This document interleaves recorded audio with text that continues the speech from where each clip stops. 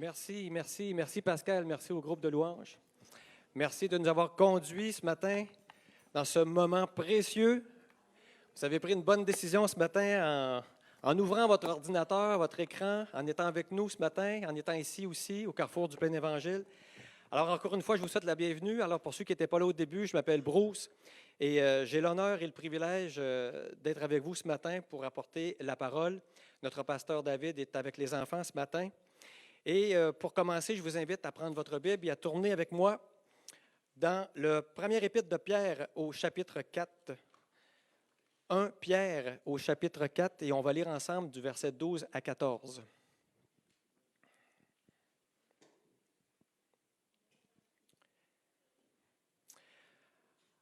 Alors, bien-aimés, ne soyez pas surpris comme d'une chose étrange qui vous arrive de la fournaise qui est au milieu de vous pour vous éprouver.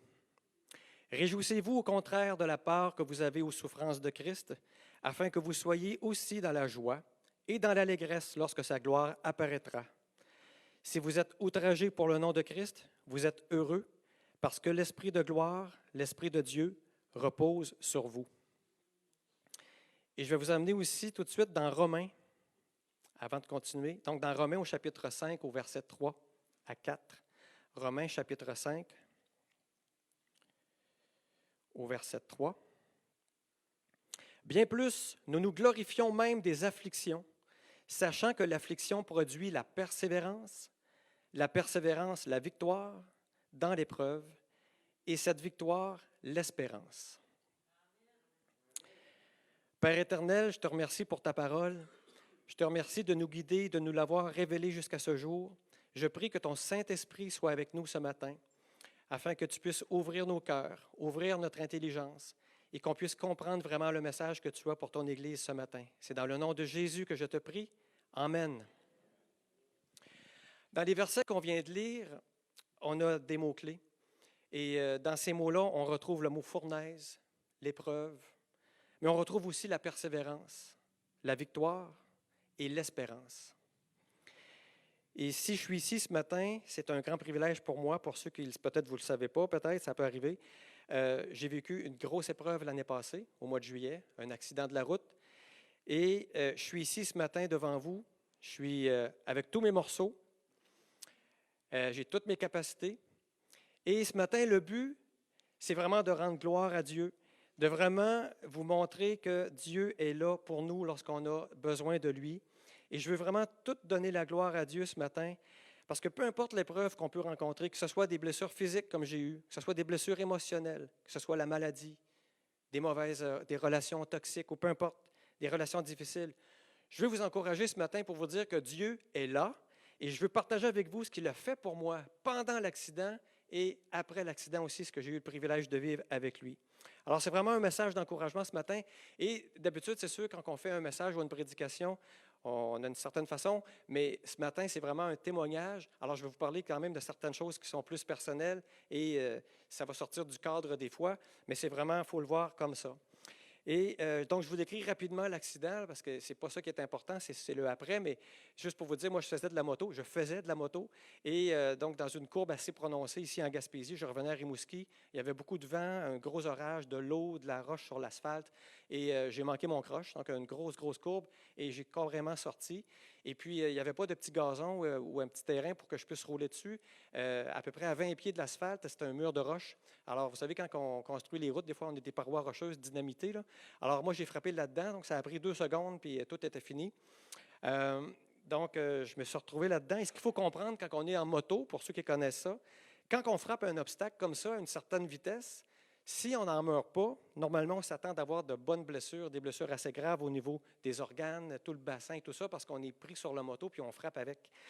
Et moi, juste pour vous dire que Dieu a protégé ma vie cette journée-là, parce que la personne qui me suivait a raconté aux policiers que quand la moto a frappé dans le mur de roche, moi, mon corps, j'ai été propulsé par en haut et j'ai retombé sur le dos, au lieu de frapper carrément dans le mur. Pourquoi c'est arrivé comme ça? Bien, c'est sûr que j'ai eu le dos cassé, j'ai eu beaucoup de fractures, j'ai eu 9 fractures un peu partout, mais ma tête a été protégée, mes organes vitaux ont été protégés, ma vie a été protégée.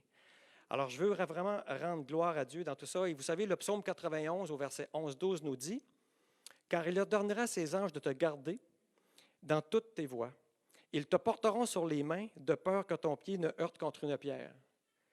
Fait que, sérieux, moi, j'avais lu déjà ce verset-là bien souvent avant, mais là, je l'ai expérimenté vraiment dans le sens littéral. Et au psaume 34,8, on dit « L'ange de l'Éternel campe autour de ceux qui le craignent et il les arrache au danger. » Alors, si vous êtes capable de visualiser un peu l'accident, j'ai vraiment été comme propulsé. Fait que voilà, Dieu nous protège dans les épreuves. Évidemment, Dieu aussi, dans son amour, pourvoit. Parce que quand on a des besoins, Dieu est là. Et je veux vous encourager ce matin, à la maison aussi, à vraiment considérer que Dieu est là pour pourvoir à tous vos besoins. Et moi, qu'est-ce que j'avais besoin quand l'accident est arrivé? J'avais besoin de quelqu'un qui prend soin de moi. Et j'étais dans le trou. Puis, qu'est-ce qui est arrivé? La première personne qui est venue, c'est une infirmière d'expérience qui savait exactement quoi faire pour m'immobiliser et préserver ma santé à ce moment-là. C'est pas merveilleux, ça? La première personne qui est descendue dans le trou, c'est cette personne-là. Et moi, je voulais juste bouger tout le temps parce que j'avais tellement de douleur, c'était vraiment souffrant. Je me sentais tout bizarre. Puis elle a fait ce qu'il fallait. Et vous savez, quand j'étais à l'hôpital à Québec, en neurochirurgie, le neurochirurgien qui m'a parlé la première fois qu'on s'est rencontrés, il m'a dit « Dis merci à cette madame-là, parce que son intervention a fait en sorte que ça a préservé vraiment ma colonne vertébrale. Parce que c'est sûr qu'avec les deux vertèbres qui étaient cassées, si je m'étais mis à bouger, j'aurais eu bien des problèmes. » Philippiens 4, 19 nous dit quoi? « Et mon Dieu pourvoira à tous vos besoins, selon sa richesse, avec gloire, en Jésus-Christ. » Moi, c'était mon besoin à cette minute-là, je l'ai eu. Dieu n'arrête pas là. Dieu, après ça, il va réconforter dans mon épreuve. Aussitôt l'accident arrivé, et comme je l'ai dit, j'étais très souffrant, évidemment, mais aussi j'étais très triste. J'étais rempli d'une émotion négative que je ne savais pas c'était quoi dès le début, mais on m'a l'expliqué après, c'était la culpabilité. Ça arrive, ça a l'air avec les accidentés de la route. Et pendant le trajet vers l'hôpital, je me suis mis à parler avec Dieu. Et il y a une pensée qui n'arrêtait pas de venir à ma connaissance. Puis plus je la laissais venir à ma connaissance, plus la paix s'installait autour de moi. J'étais dans l'ambulance et je me souviens très bien, j'ai entendu au fond de moi, où en fait j'ai ressenti vraiment une présence tellement apaisante. J'étais comme en paix, puis j'entendais en moi, c'était « je te veux, je te veux, je te veux ».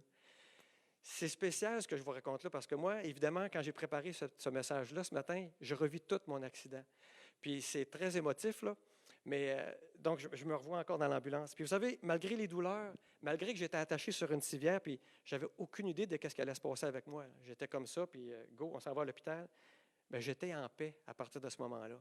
Vous savez le verset qui dit « La paix de Dieu qui surpasse toute intelligence gardera vos cœurs et vos pensées en Jésus-Christ. » Bien, je suis convaincu que moi, cet après-midi-là, dans l'ambulance, j'ai vécu cette paix-là. Et je l'ai vécu aussi après à l'hôpital dans d'autres circonstances. Mais là, j'en avais vraiment besoin. Ça va tout le monde? Vous me suivez toujours? OK, good. À la maison, ça va? Vous ne pouvez pas me répondre, mais comme Pasteur David dit souvent, faites des pouces, des cœurs, n'importe quoi, mais soyez là, lâchez pas, on continue. En plus, Dieu, il ne nous laisse pas seuls. Psaume 91, au verset 15, nous dit, à la fin du verset, je vais juste lire la fin, « Je serai avec toi dans la détresse. » Ésaïe 43, 2 nous dit, « Si tu traverses les eaux, je serai avec toi. » Dans l'ambulance, c'est sûr qu'il y avait l'ambulancier qui était en arrière avec moi, mais il y avait le Saint-Esprit. C'est clair que je sentais sa présence avec moi.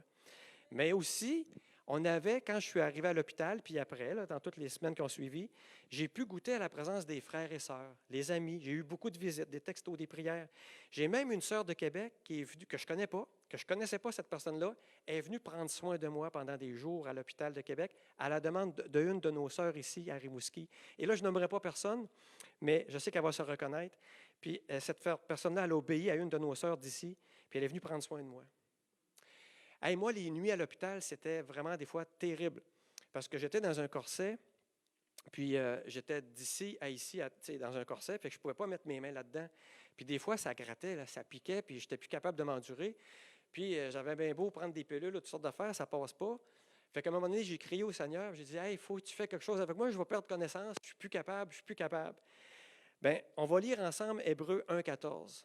Moi, je suis privilégié d'avoir vécu ça. Hébreux 1,14. Ne sont-ils pas tous des esprits au service de Dieu, envoyés pour exercer un ministère en faveur de ceux qui doivent hériter du salut? Moi, je les appelle mes anges gratteurs. Okay? Parce que vous êtes libre de me croire ou pas, mais ce que je dis, c'est mon témoignage vrai. Quand j'ai prié, ça a pris quelques minutes après, puis je n'avais jamais vu que ça dans les autres nuits que j'avais de la misère. C'est comme si quelqu'un était venu me masser dans le dos, puis que c'était plus, ah, ça pique encore un peu. Non, mon dos était libéré cette nuit-là. J'ai pu faire une belle nuit. Fait que les anges gratteurs. Fait que merci pour les anges. Aussi, dans les nuits à l'hôpital, c'est assez terrible des fois parce qu'on ne dort pas tout le temps, parce qu'on souffre. Puis à un moment donné, on n'a pas juste des hauts. Là, c'est sûr que ça fait un an, je vous le raconte un peu avec détachement, mais quand j'étais dedans, il y avait des nuits qui étaient terribles. Puis à un moment donné, j'ai tombé dans un creux, dans une nuit, ça ne marchait pas mon affaire moralement, j'étais découragé. Puis il y a un gars qui est rentré dans ma chambre en pleine nuit. C'était un infirmier. Je ne le savais pas, moi, que c'était ça, mais c'était un infirmier chrétien. Puis je ne le savais pas, je ne le connais pas. Mais il est venu me voir, puis là, on a parlé un peu, puis il m'a dit, vous savez, vous avez le privilège de vraiment vivre un temps de rapprochement avec Dieu. Et moi, ça m'a tellement béni quand il m'a dit ça. Puis tu sais, le gars, j'ai passé presque un mois à l'hôpital. Je l'ai vu une fois, une nuit. Pourquoi que lui est venu sur son chiffre-là, cette fois-là? Alors, Dieu ne nous laisse pas seuls. Et j'avais vraiment besoin d'encouragement. Puis cet infirmier-là est venu me voir. Aussi, autour de moi, ben, mes parents sont venus, puis ils doivent écouter présentement, je vous salue. Mes parents qui sont à 10 heures, en fait 5 heures de route d'ici, ont fait à toutes les semaines 10 heures de route pour venir prendre soin de moi. Tous les jours pendant plus de 3 mois. Ils ont eu l'énergie, le courage de faire ça. C'est Dieu qui est derrière ça, c'est clair. Et je suis convaincu aussi que Dieu dispose le cœur des intervenants, les infirmières, les médecins, les préposés, pour vraiment qu'ils prennent soin de son enfant. Parce que sérieux, je n'étais pas d'un hôtel 5 étoiles, mais j'ai eu des soins dignes de mention. J'étais vraiment très bien. Alors, Dieu ne nous laisse pas seuls dans les épreuves. Je veux aussi vous dire que Dieu, il nous encourage, parce que je vous ai parlé qu'il y avait des moments que c'était down un peu, mais Dieu nous encourage. Comment il fait ça? Il nous donne un peu des petits clins d'œil de ce qui s'en vient. Parce que quand on est dans l'hôpital puis qu'on ne sait pas ce qui s'en vient, c'est paniquant, mais quand on sait ce qui s'en vient puis c'est beau, ça nous encourage. Et encore là, je nommerai personne, mais il y a une sœur ici à Rimouski qui m'a fait une révélation. En fait, elle a reçu une révélation. Elle est venue me voir et elle m'a dit, tu vas être guéri rapidement. J'ai vu, dans ce que j'ai vu, que tes os allaient être réparés. Pas n'importe comment, mais avec une substance qui vient de Jésus. Puis quand tu vas être guéri, tu vas même être plus fort que tu étais avant. Ça, là, quand tu es dans l'épreuve, là, ça vient t'encourager. Moi, sérieux, je bénis cette personne-là parce qu'elle s'est laissée utiliser par Dieu pour me donner cette information-là. Et c'est ça qui m'a permis de résister à la flamme de la fournaise pendant tout le temps que j'étais dedans. Ça m'a gardé, ça m'a gardé. Il y a même un frère qui m'a téléphoné aussi pour me dire « Hey, j'ai rêvé que tu marchais à l'église normalement. » Tu sais, c'est tous des petits clins d'œil que Dieu nous fait. En gros, peu importe l'épreuve qu'on peut vivre, je veux juste vous encourager. Quand on est dedans, on ne voit pas ça tout le temps. Mais il faut avoir la foi que Dieu est là pour nous. Il nous encourage, il nous supporte, il nous donne ce qu'on a besoin quand on en a besoin. Il ne faut juste pas s'inquiéter. Ça va toujours. À la maison, ça va toujours. Faites-moi un beau pouce, s'il vous plaît. Fait qu'on ne lâche pas. Je pourrais arrêter ça ici, hein? Puis j'aurais fait le tour de l'accident, grosso modo. Évidemment, l'accident, puis toi, je peux vous en parler pendant 3 jours, mais j'aurais pu arrêter ça là. Puis juste pour vous dire que combien Dieu est grand pour nous, puis quand on en a besoin, il est là.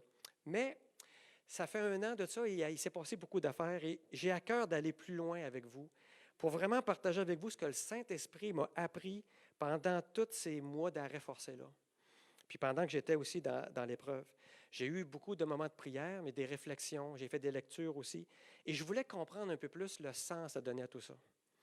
J'avais énormément de questions parce que je me disais, oui, je reconnais que Dieu m'a protégé, mais la question que j'avais toujours en tête, c'était pourquoi que j'ai eu ça? Pourquoi qu'il ne m'a pas fait éviter ça s'il m'aime? J'avais énormément de questions. Et vous savez, selon l'angle étudié, on pourrait décider d'être en accord avec Dieu. On pourrait aussi décider de contester Dieu. Ou on pourrait simplement être nonchalant et dire « Ah, je ne comprends rien, je laisse faire ». Mais moi, la posture que je vous propose de prendre ce matin, c'est celle de l'enfant de Dieu. L'enfant de Dieu qui sait que la parole est là pour l'enseigner, et on va aller voir justement ce que la parole nous enseigne. La première question que j'avais, c'est d'où ça vient? De qui? Fait quoi? Et vous savez, peu importe la difficulté qu'on rencontre, on est souvent portés, nous les chrétiens, à dire « Ah, c'est le diable, c'est l'ennemi, il m'a fait ci, il m'a fait ça. » Mais permettez-moi de faire un peu d'ordre dans nos pensées. J'ai réfléchi longtemps. Oui, on va le voir tantôt dans quelques minutes.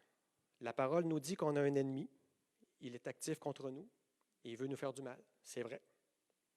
Deuxièmement, la parole nous enseigne aussi que Dieu est au contrôle de tout. Il est souverain. Ça veut dire que si Dieu il veut, il peut permettre à l'ennemi certaines actions. Et j'invente rien, on le voit avec Job. Mais il peut aussi, dans sa souveraineté, orchestrer des événements pour son bon vouloir, selon ses objectifs à lui. Troisièmement aussi, je crois qu'on peut se mettre dans le trouble aussi par nous-mêmes. N'est-ce pas?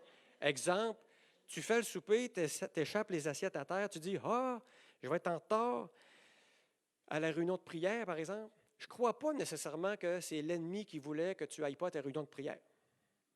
Peut-être que oui. Peut-être que tu étais juste maladroit aussi. Je ne le sais pas. Mais pour certains événements plus fondamentaux dans nos vies, je pense qu'un lien avec les puissances célestes peut exister.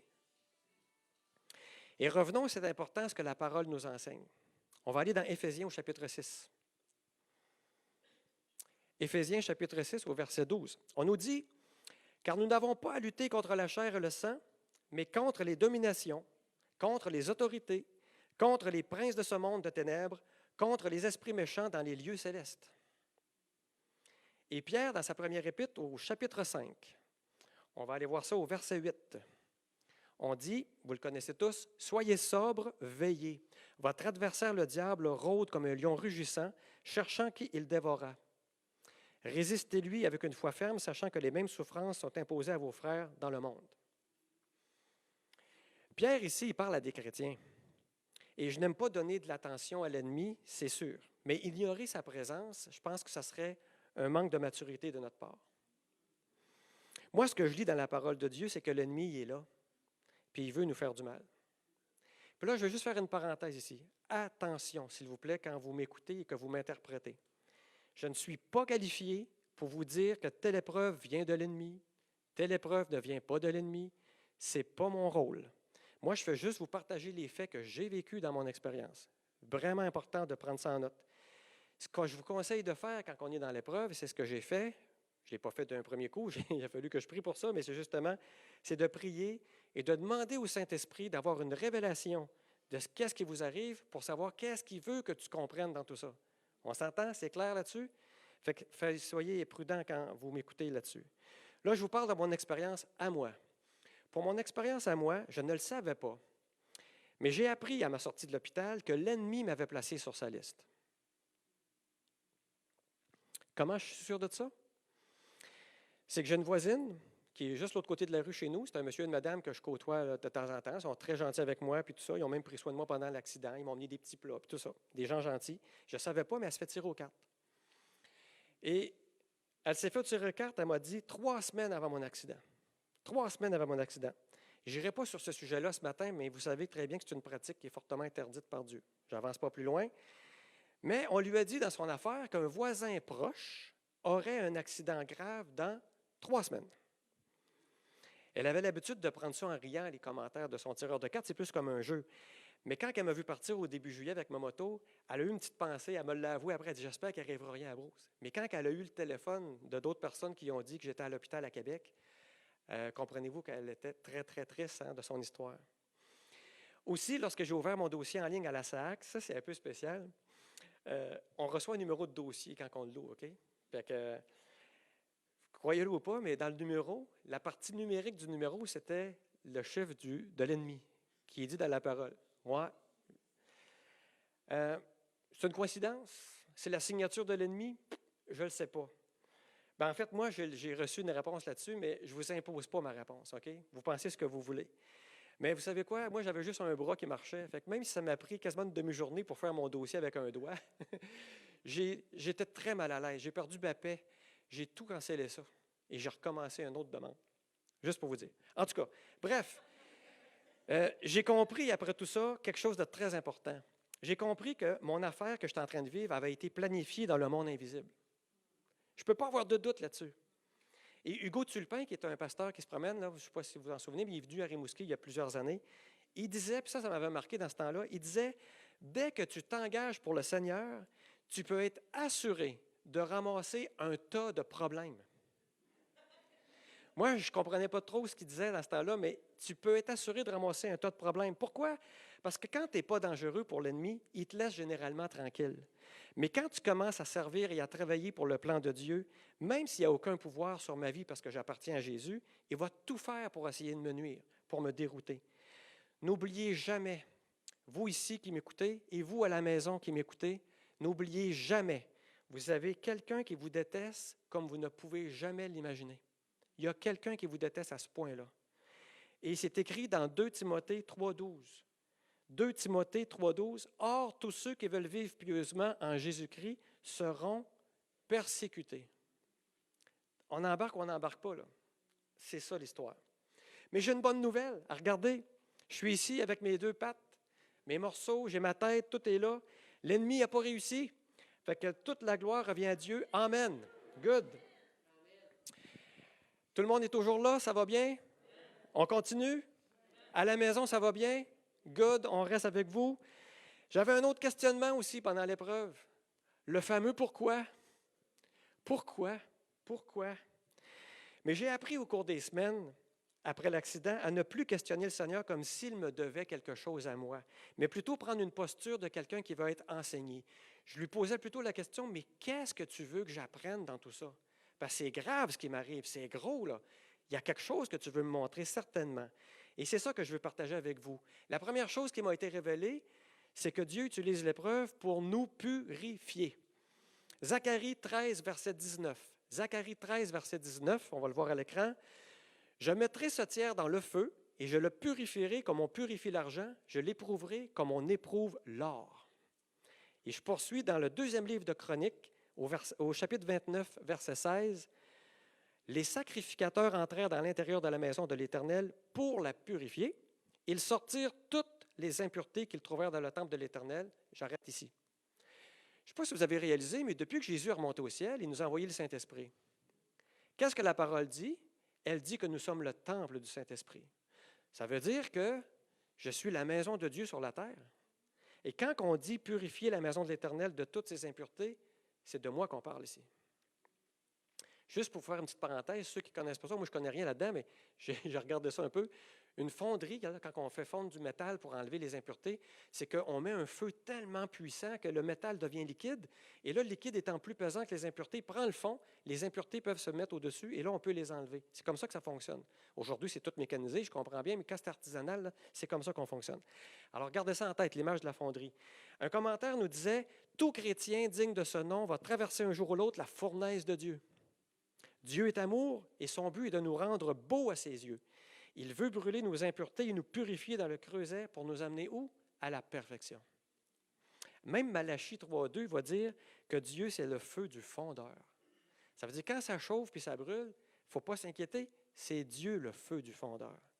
Alors, on peut comprendre quoi ici? On comprend que Dieu, dans le fond, il veut nous faire subir un épurement. Il veut nous parfaire dans notre foi, notre amour pour lui.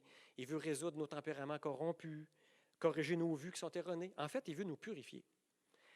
Et vous savez, on peut aimer ou pas les épreuves, ou on peut ne pas comprendre pourquoi ça nous arrive, mais ce n'est pas ça qui est important. C'est ça que j'ai appris, moi, quand j'étais à l'hôpital, dans mon lit. J'ai appris que ce n'est pas ça qui est important.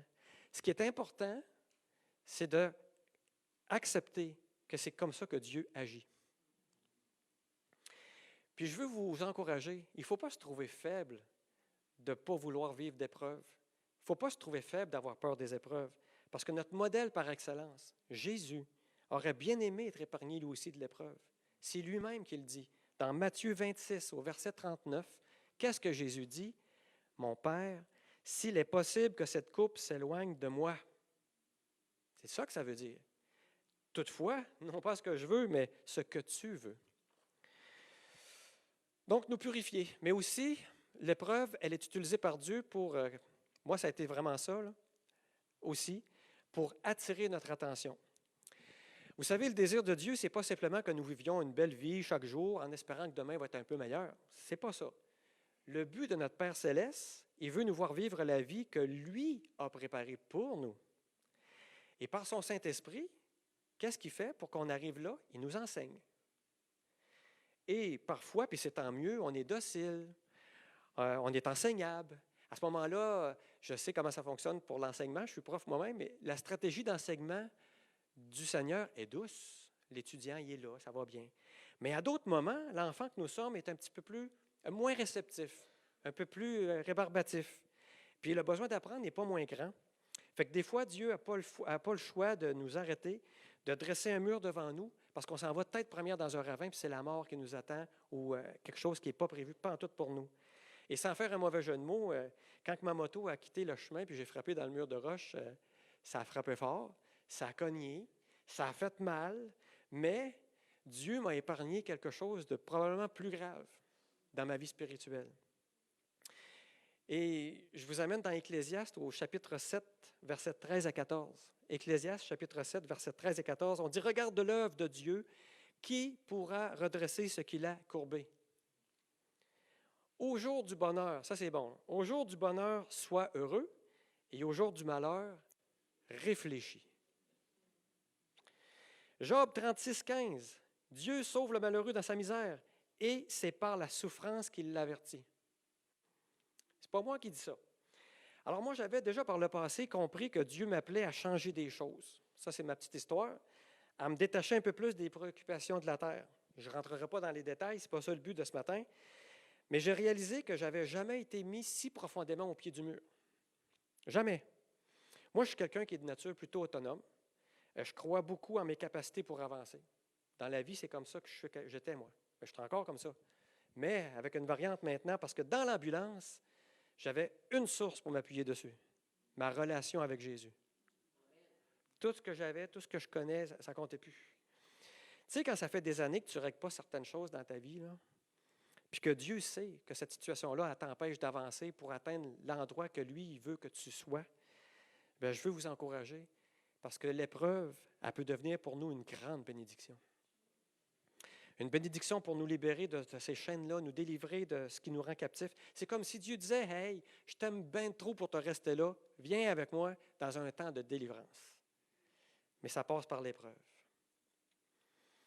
L'épreuve aussi, ça a été utile c'est utile en fait pour nous aider à ressembler à Jésus.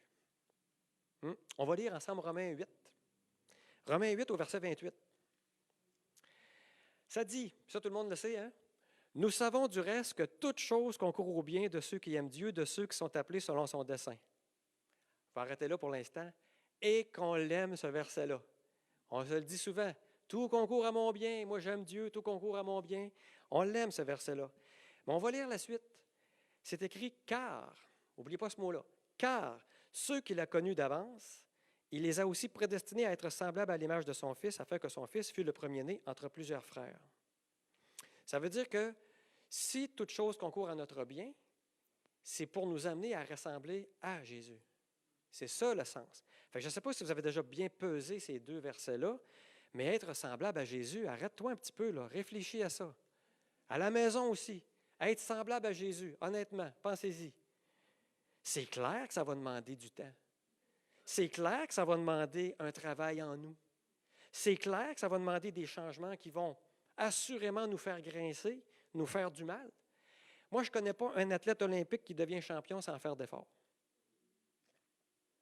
C'est là que j'ai compris, puis je veux vous partager ça, c'est là que j'ai compris la place de l'épreuve dans le plan de Dieu. C'est une grâce, parce qu'elle a fait grandir en moi, par le Saint-Esprit, l'image de Jésus. L'image de Jésus. Vous savez, la souffrance est un des outils que Dieu utilise pour changer notre cœur, façonner notre caractère à son image, nous délivrer de nos préoccupations terrestres, puis qu'on puisse se tourner un peu plus vers les réalités invisibles, les réalités éternelles. Et Jésus, c'est le Fils de Dieu, puis on doit lui ressembler, ou tendre à lui ressembler. On va aller lire ensemble dans Hébreux 12, qu'est-ce qu'on parle pour un fils. Hébreux 12, versets 5 et 6. Tout le monde est là? À la maison, vous avez ça, Hébreux 12. Vous avez oublié l'exhortation qui vous est adressée comme à des fils. Mon fils, ne méprise pas le châtiment du Seigneur et ne perds pas courage lorsqu'il te reprend, car le Seigneur châtie celui qu'il aime et il frappe de la verge tous ceux qu'il reconnaît pour ses fils. Ah oui, moi, je veux ressembler au Fils de Dieu, je veux me rapprocher de ça, je veux tendre vers ça. Oui, bien, il faut que tu acceptes aussi d'être traité comme un fils. Et Dieu, ce qu'il nous dit ici dans ce verset-là, c'est que l'épreuve peut être salutaire pour nous.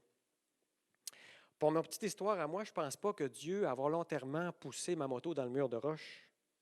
Je ne pense pas. Mais une affaire que je suis sûr, c'est qu'il a fait tourner à mon avantage le malheur qui m'arrivait parce qu'il a eu le dernier mot sur l'ennemi et il m'a fait vivre une expérience super. Aussi, un autre point pourquoi l'épreuve est importante, Dieu, il veut qu'on soit des vainqueurs. Alors, il veut qu'on développe certaines qualités spirituelles, et je vous amènerai dans le livre de Jacques au chapitre 1, du verset 2 à 4. Jacques, au chapitre 1, verset 2 à 4. Ça dit, « Mes frères, regardez comme un sujet de joie complète les diverses épreuves auxquelles vous pouvez être exposés, sachant que l'épreuve de votre foi produit la patience. Mais il faut que la patience accomplisse parfaitement son œuvre, afin que vous soyez quoi? Parfait, accompli, sans faillir à rien. » C'est une mission, ça. Alors Dieu, il désire qu'on soit libéré des fardeaux de notre nature qui provient de notre nature charnelle. Il veut nous donner la victoire dans tous les domaines de notre vie.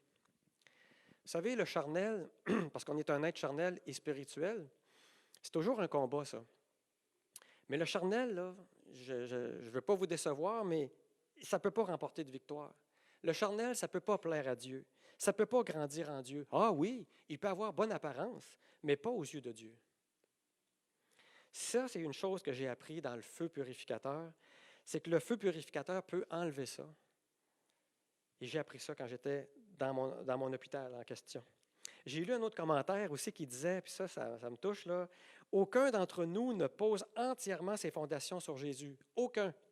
Notre sécurité vient en partie d'autres sources et c'est pourquoi, de temps à autre, Jésus nous secoue et fait tomber les autres fondations. » Et là, ça. Hey, nous avons tous, un jour ou l'autre, avouons-le, reçu la révélation du Saint-Esprit pour nos travers qui nous empêchent de plaire totalement à Dieu. N'est-ce pas? En tout cas, moi, j'ai vécu ça.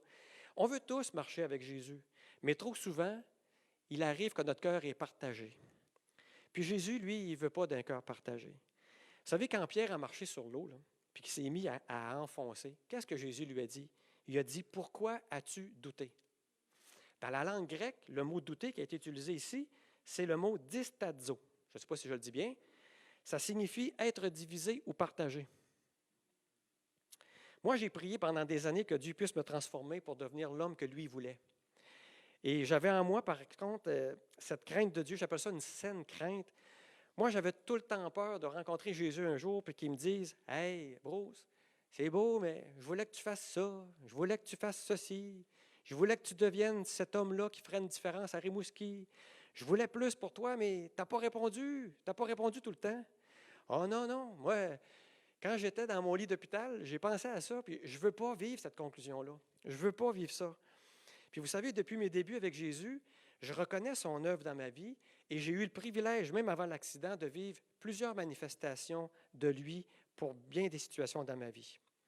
Mais depuis quelques années, il y avait quelque chose au fond de moi qui m'interpellait à prendre encore plus part à l'œuvre qu'il y avait pour moi, à l'aventure qu'il y avait pour moi. Mais on dirait que je n'y arrivais pas parfaitement. Je manquais de quelque chose, une rigueur, une discipline, je ne sais pas trop, mais surtout, je manquais comme d'une audace pour vraiment y arriver. Puis là où j'ai pu connaître la satisfaction de trouver la clé pour ouvrir cette porte-là qui m'était proposée par Dieu depuis des années, savez-vous c'est où? C'est dans mon séjour dans l'épreuve. C'est là que j'ai rencontré Jésus de façon encore plus intime et que j'ai accepté surtout de me laisser travailler par lui à sa façon à lui. Puis l'épreuve aussi, c'est important parce qu'on va le voir dans 2 Corinthiens au chapitre 1. Juste lire la fin du verset, là, 2 Corinthiens 1 au chapitre, je suis mêlé, au verset 3 et 4.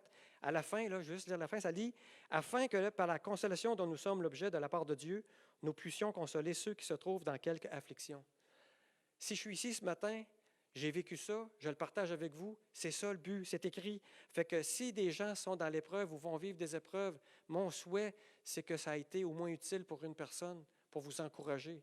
Donc, c'est ça que la parole nous enseigne. Ça va toujours, gang? Good? À la maison, ça va toujours? Parfait. Je sais que je ne peux pas entendre vos questions, mais j'espère que vous êtes toujours bien connectés. Et là, je ne sais pas, on continue avec une dernière partie dans le message que je vais vous amener ce matin. C'est beau tout ça, mais comment on doit se positionner face à tout ça? J'ai réfléchi beaucoup, puis dans mes temps de prière, j'ai reçu beaucoup de réponses. Et voici ce que je veux partager avec vous. Je veux vous parler de la posture qu'on devrait prendre dans l'épreuve. Quelle posture on devrait avoir? Et la première chose qui m'est venue, c'est de voir l'épreuve comme Dieu la voit. C'est la posture qu'on devrait prendre. Je sais, on a beau dire, puis c'est ça que je vous dis depuis tantôt, ah, l'épreuve, c'est une bénédiction, Dieu veut notre bien. C'est vrai, c'est vrai. Mais il demeure qu'il y a certains bouts dans l'épreuve, c'est vraiment difficile. C'est vraiment pénible, pareil. Mais je veux vous encourager parce que je vous ramène dans la parole de Dieu. Dans le 1 Corinthiens, premier livre de Corinthiens, au chapitre 10, vous connaissez tous ce verset, le verset 13. Ça dit « aucune tentation ». Et le mot tentation, on peut le traduire par épreuve, par expérience. Donc, aucune tentation ne vous est survenue qui n'ait été humaine, et Dieu qui est fidèle ne permettra pas que vous soyez tentés au-delà de vos forces, mais avec la tentation, il préparera aussi le moyen d'en sortir afin que vous puissiez la supporter.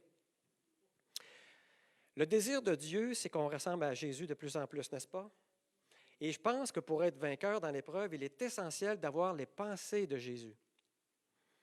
Quand le feu de la fournaise nous paraît trop fort, c'est probablement parce que nos vues sont imparfaites, nos regards sont négatifs, nos raisonnements sont probablement différents de ce que Jésus aurait eu comme raisonnement. Ça veut dire que ce que je veux vous encourager avec ce verset-là, c'est que notre difficulté, dans le fond, elle réside pas tant dans la grandeur de l'épreuve, parce que Dieu nous le dit dans ce verset-là, l'épreuve est supposée de ne pas être plus grande que ce qu'on est capable de supporter, si on lui fait confiance. Donc, la difficulté, ce n'est pas parce que l'épreuve est si grande, mais c'est plus dans notre façon de la voir, dans notre façon de la percevoir. En d'autres mots, pour tenir bon, on n'a pas à s'appuyer sur nos perceptions à nous. Parce que je vous le dis, je vous le témoigne, quand je le faisais dans mes moments où j'avais des bas, là, ça finissait par quoi? Ça finissait par des journées lamentables, des journées de découragement, des journées de larmes. À la place, il faut demander en priant la grâce du Seigneur, de vraiment être rempli de sa sagesse pour être capable de résister et d'être capable de voir l'épreuve comme lui la voit. Puis là, c'est là qu'arrive, tantôt ce que je vous disais, il nous donne des petits clins d'œil. Demandez à Dieu pour voir un peu de la bénédiction dans cette épreuve-là.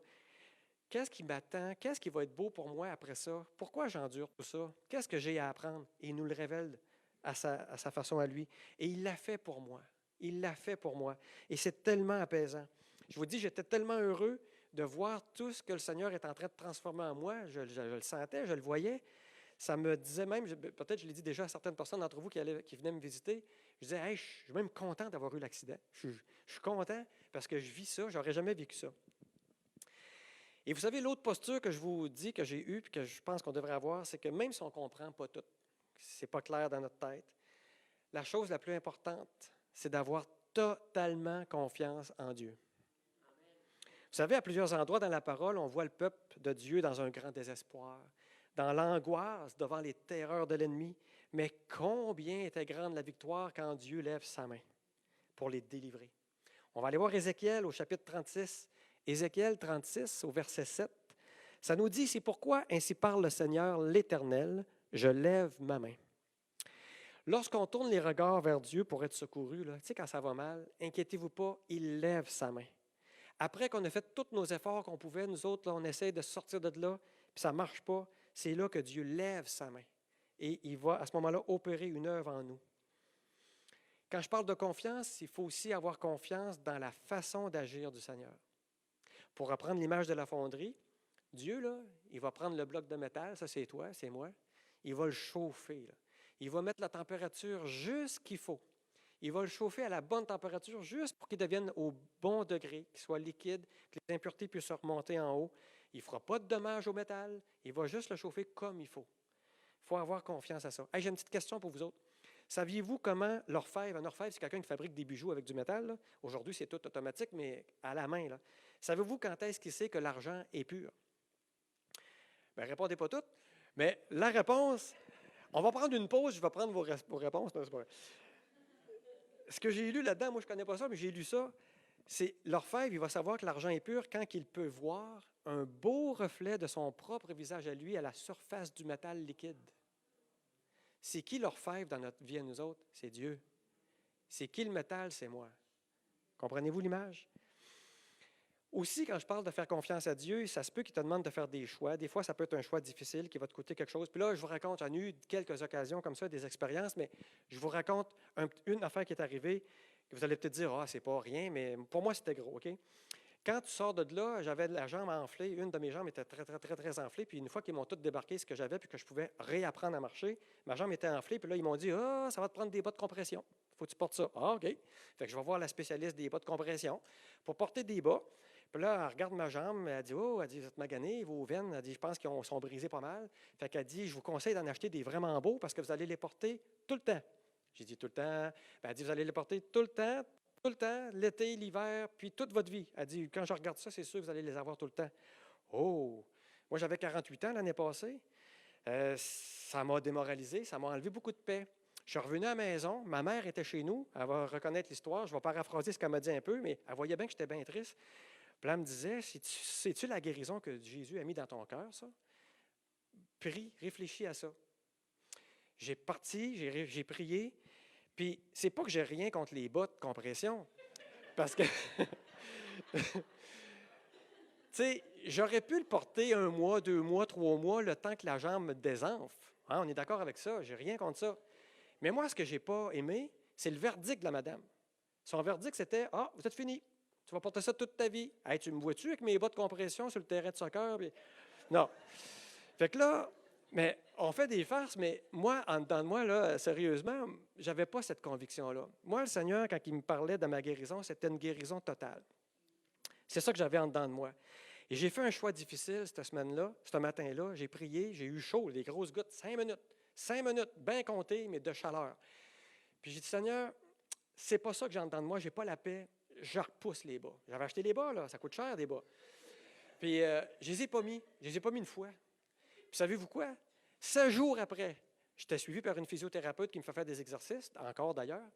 Puis elle n'en revenait pas que ma jambe avait diminué de volume parce qu'il me mesure. Ma jambe avait vraiment diminué beaucoup, puis elle a diminué, sans les bas. Puis aujourd'hui, mes 2 jambes sont identiques. Je n'ai pas de bas. Fait que, en fait, ce que je veux vous dire des fois, c'est que Dieu va nous demander de prendre des décisions pour tester notre foi. Puis, tu sais, la foi, c'est important parce que c'est nous qui décidons de croire ou non, de croire peu ou beaucoup. Parce que Jésus, lui, il est tout le temps pareil. Il ne guérit pas à 50 le lundi, 75 le mercredi. Ça dépend de ce qu'il a déposé dans ton cœur comme conviction.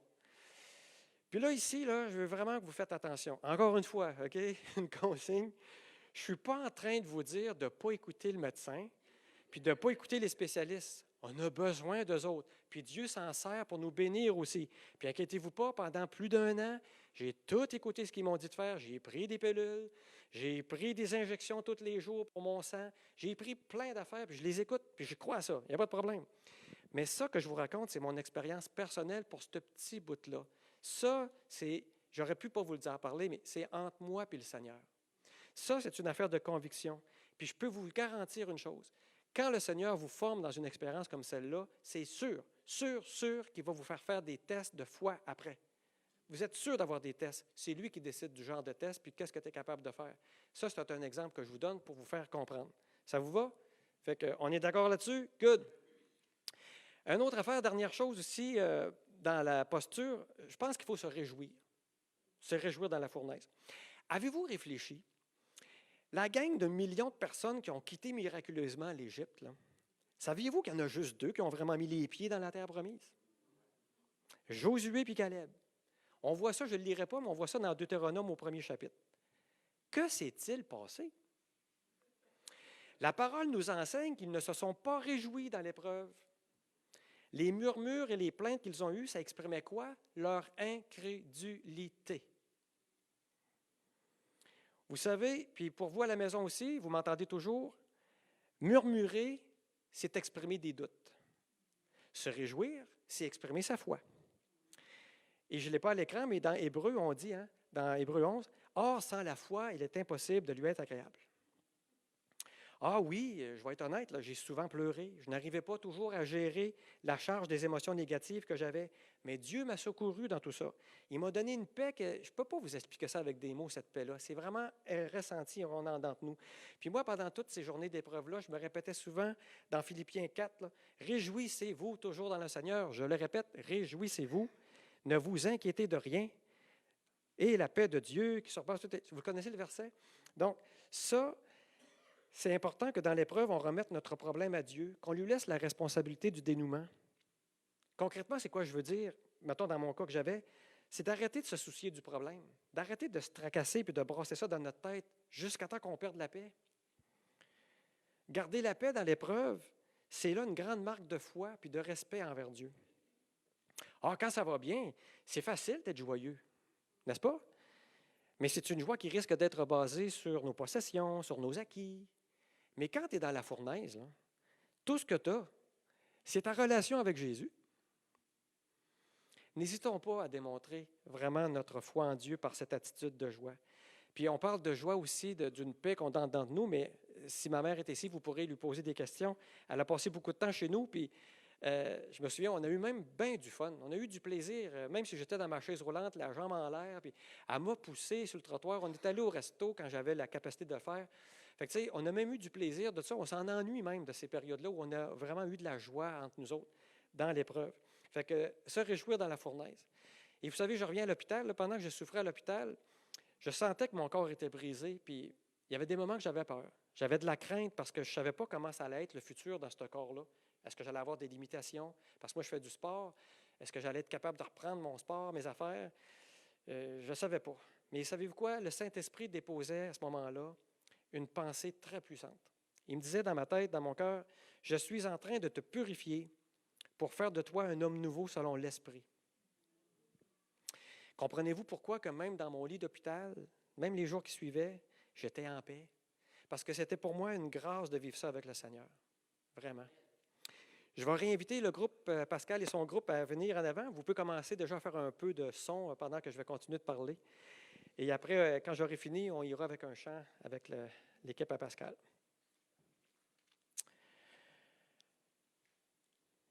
Vous êtes toujours là, tout le monde? Yes? Merci à la maison d'être là. Je sais qu'à l'écran, ce n'est pas toujours évident.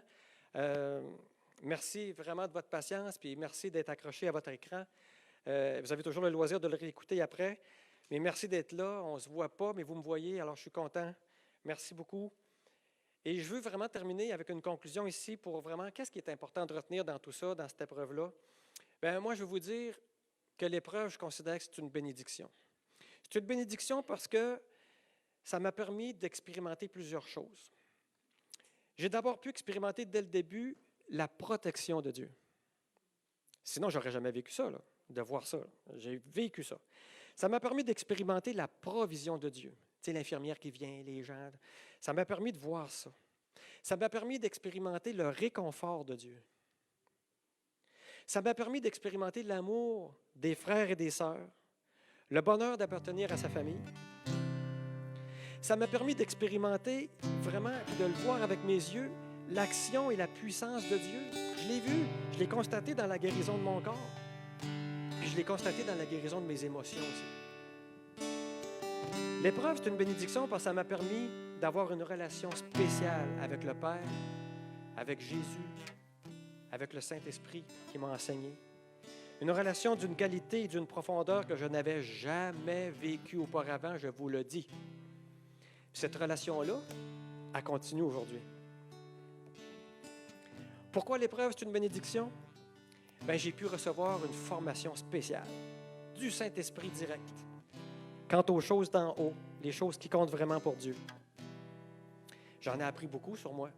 J'ai appris beaucoup de choses sur ma condition. Ça m'a permis de réaliser que j'avais des choses à régler avec Dieu, des choses à travailler, des décisions à prendre, poursuivre véritablement son chemin avec moi.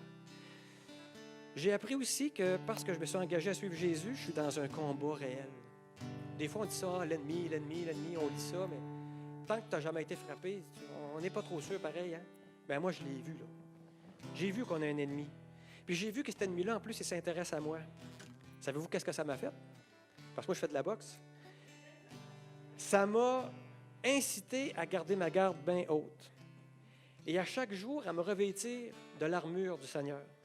Puis à vraiment fermer la porte à toutes ces choses qui pourraient lui donner des accès dans ma vie. À cette heure, je ne me lève plus le matin puis je ne m'en vais pas dehors comme ça. Là. Je me prépare. Je me costume avec mon uniforme parce que je sais qu'il y a un ennemi. Mais ça, j'ai eu la révélation parce que j'ai vécu ça. Aussi, dans l'épreuve, j'ai accepté la transformation que Dieu voulait me faire vivre pour plusieurs aspects de ma vie, pour ressembler encore un peu plus à Jésus. Aussi, dans l'épreuve, c'est une bénédiction parce que j'ai appris à faire encore plus confiance à Dieu. Savez-vous pourquoi? Je n'avais pas le choix. J'avais juste ça. Les 2 premières nuits à Québec, là, je ne vais pas vous emmener là parce que, ouf, mais j'avais juste lui. J'avais vraiment juste lui. Mais lui, il a le dernier mot sur tout, puis même ses plans sont au-dessus des plans de l'ennemi. J'ai appris aussi dans l'épreuve à être reconnaissant, en m'efforçant de ne plus négliger ses appels, en ayant le désir de rester pur, d'obéir, de faire des efforts pour être agréable encore plus aux yeux de Dieu, après avoir tant reçu. J'ai appris à respecter les plans de Dieu aussi. Rien n'est impossible à Dieu, mais aussi, vous savez qu'il est impossible de faire obstacle aux plans de Dieu. Les plans de Dieu, par contre, ça surpasse souvent ce qu'on peut comprendre. On ne peut pas toujours l'expliquer. J'ai appris ça. Et j'ai aussi surtout appris à vivre selon la perspective de Dieu. Ah oui, j'ai souffert, j'ai eu mal. Puis j'ai eu une année qui était pas mal toute bouleversée. Ça fait 1 an que je ne travaille pas. Mais là, j'ai recommencé tranquillement. Mais ça a bouleversé ma vie. Mais ma nouvelle posture, elle, devant Dieu, elle est éternelle. Vous savez, sans cet arrêt obligatoire, je serais aujourd'hui probablement le même gars que j'étais le 8 juillet au matin, quand j'ai embarqué sur ma moto. Consacré au Seigneur, oui, mais parfois un peu tiède. Parfois prisonnier de mes préoccupations de la vie. Parfois distrait par des mauvais objectifs. Rien de grave, mais j'appelle ça, moi, des contaminants qui nuisent à notre relation avec Dieu. Et par nous-mêmes, vous savez, on a des bonnes intentions, mais il y a certains contaminants qu'on n'y arrivera jamais. C'est là, dans son amour, que Dieu a prévu le feu purificateur pour nous. Grâce à cette épreuve, j'ai le privilège ce matin de connaître une plus grande maturité dans ma vie spirituelle. Et ça a fait grandir pour moi mon amour pour Dieu et mon respect. Alors, je ne vous dis pas que c'est toujours facile. Il reste encore des petites affaires. Et il y a encore d'autres épreuves aussi, qui ne sont pas nécessairement plus petites, mais d'un autre ordre. La vie n'est pas finie. Mais grâce à Dieu, je me rappelle où j'ai passé. Et je sais que le Seigneur veut encore m'enseigner des choses. C'est lui qui... Et même quand on est dans le plus creux de l'épreuve, quand on la vit avec Dieu, c'est vraiment une bénédiction. Et je vais vous emmener dans un dernier verset, 1 Pierre, chapitre 5. 1 Pierre, chapitre 5, verset 10. Et si toi, à la maison, ou toi ici, tu vis une épreuve actuellement, ou que tu vas vivre une épreuve éventuellement, je te le dis, ça va arriver, je veux vraiment vous encourager. On dit dans ce verset-là, « Le Dieu de toute grâce, qui vous a appelé en Jésus-Christ à sa gloire éternelle, après que vous aurez souffert un peu de temps, vous perfectionnera lui-même, vous affermira, vous fortifiera, vous rendra inébranlable. » No stress. C'est lui qui fait le changement. Parce que tu peux te porter à dire, « Ouais, mais comment je vais faire? C'est bien trop compliqué, c'est trop une grosse épreuve. Ah, toi, tu as fait ça, mais moi, c'est bien plus gros. » No stress. Ce qui importe, c'est notre foi en Jésus-Christ. Certains peuvent malheureusement abandonner la foi au prétexte que la foi aurait dû les épargner de l'épreuve. Mais quand on fait ça, ça veut dire qu'on n'a pas compris le plan de Dieu. Quand on fait ça, ça veut dire qu'on n'a pas compris le plan de Dieu. La foi doit plutôt nous tenir debout, être un soutien pour nous permettre de passer au travers et sortir plus fort. Malgré que c'était très difficile par bout, je ne comprenais pas toujours ce qui se passait. Mais je peux vous dire une affaire, j'ai jamais douté de l'amour de Dieu pour moi. La foi m'a soutenu dans l'épreuve. Puis savez-vous quoi? L'épreuve a renforcé ma foi. On appelle ça un cercle vertueux. L'épreuve m'a permis d'aller questionner ma foi, ma vie. C'est sûr qu'on ne recherche pas l'épreuve. Mais quand l'épreuve frappe, quelle belle occasion de mettre en action sa foi puis de la mettre en pratique pour vrai. Vous savez, on peut dire, « Ah oui, toi, mais moi, mon épreuve, tu n'en connais pas. Tu ne le sais pas, je ne m'en sortirai jamais. » C'est pas toi, c'est pas moi, c'est Dieu. C'est Dieu. Puis on va aller voir ensemble, il n'est pas à l'écran, là, mais c'est dans Hébreux 12. Qu'est-ce que ça dit, Hébreux 12, verset 2? Ça dit, « Ayant les regards sur Jésus, le chef et le consommateur de la foi. » C'est le temps là, d'arrêter de se débattre puis de s'abandonner dans ses mains. Parce que quand on manque de cette foi-là où on en a besoin, c'est Jésus, le consommateur de la foi. Alors, il faut tourner nos regards vers lui.